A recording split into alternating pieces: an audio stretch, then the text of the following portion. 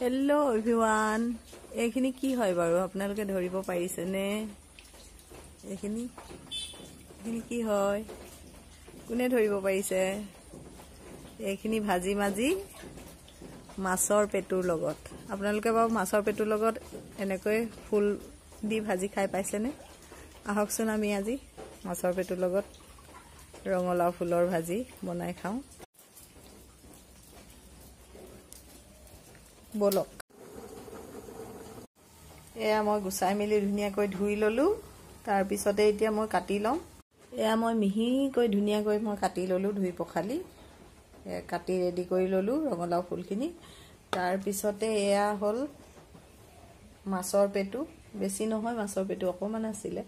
তাকে বনাম আৰু তাৰ পিছতে এয়া কাটি লৈছো মই পিয়াজ আৰু জলকীয়া তাৰ পিছত মই এতিয়া কেৰাহী এখনে তুলি দিছো তাতে অকমান তেল দি এতিয়া ধুনীয়াকৈ মাছৰ পেটুখিনি ৰঙালাও ফুলৰ লগত ভাজি ৰেডি কৰিম খাবলৈ এয়া মই প্ৰথমতে কেৰাহীখনত অলপ তেল দিলো তেল দিয়াৰ পিছতে জলকীয়া আৰু পিয়াজখিনি যে কাটি থোৱা আছিল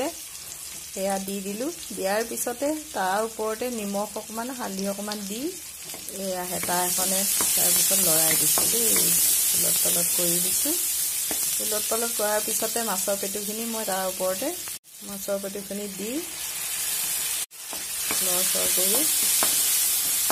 ভাজি থাকিম এনেদৰে অলপ পিয়াজখিনি ধুনীয়াকৈ ৰঙচুৱা হ'বলৈ দি এনেকৈ ভাজি তাৰ পিছতে মই তাৰ ওপৰতে মই ৰঙালাও ফুলখিনি এনেদৰে দি দিছোঁ ৰঙালাও ফুলখিনি দিয়াৰ পিছতে আকৌ মই ইলুটি কৰি ধুনীয়াকৈ এনেদৰে ভাজি থাকিম তাতে মই অকমান ইয়াক খুন্দি থোৱা জিৰা গুৰি খুন্দি থোৱা জয়া গুৰি 2 চামুচমান এনেদৰে ছটিয়াই দিছো লগতে অকমান জলকীয়া গুৰিও ছটিয়াই দিলো